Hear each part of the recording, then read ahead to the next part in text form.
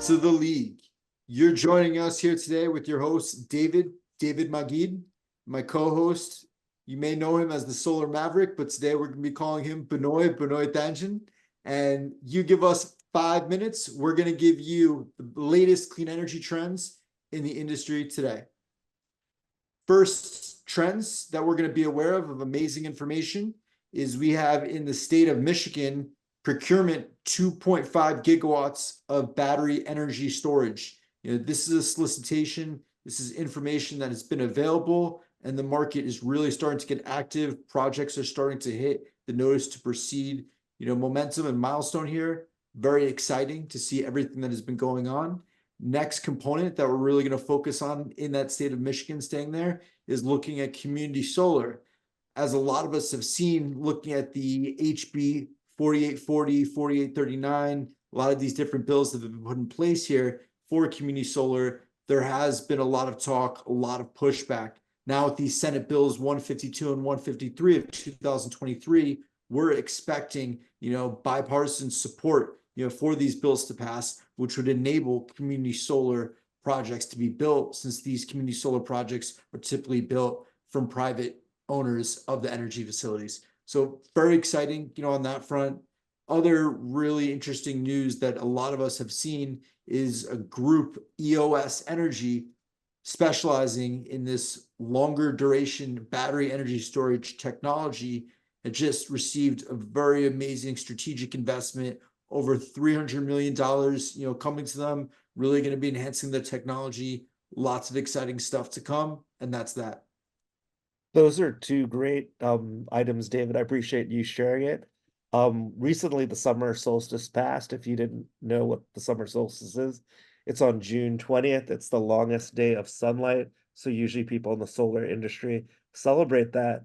And there was actually an interesting cover on The Economist for the summer solstice, and it was called The Dawn of the Solar Age, which I've been telling people about this for a long time, but it's great always to see this in print and obviously get up-to-date data. But what they're saying is what a lot of us in the industry have known for a long time, but I think it's great that it's getting to the wider public.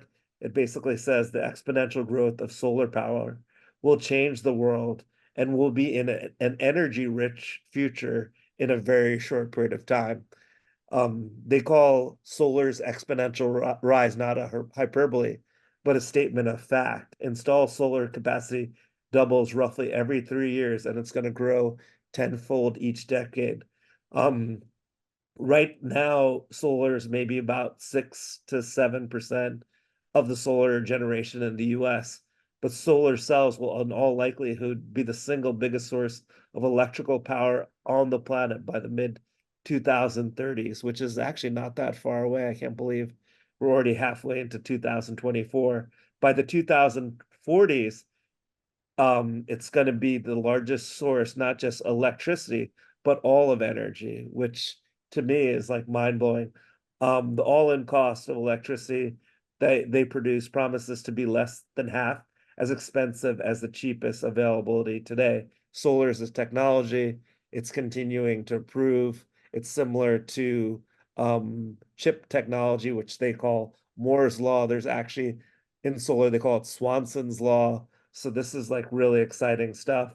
And the country has about a terawatt of new solar capacity waiting to be connected that are early stage projects or going through the interconnection procedure. So, the future obviously is bright for solar. It's still very early in this solar energy transition, even though Dave and I have been deeply involved in this for each of us, maybe 12 to 15 years.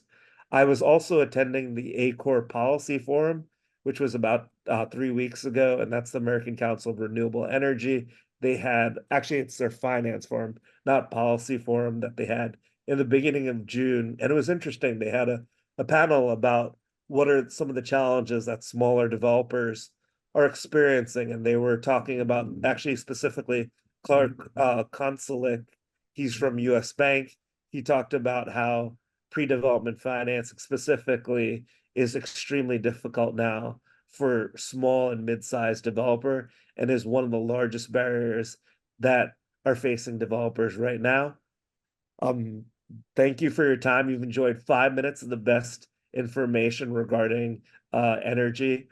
Definitely if you enjoyed the podcast, please promote, give us 5 stars and become subscribers. Thank you.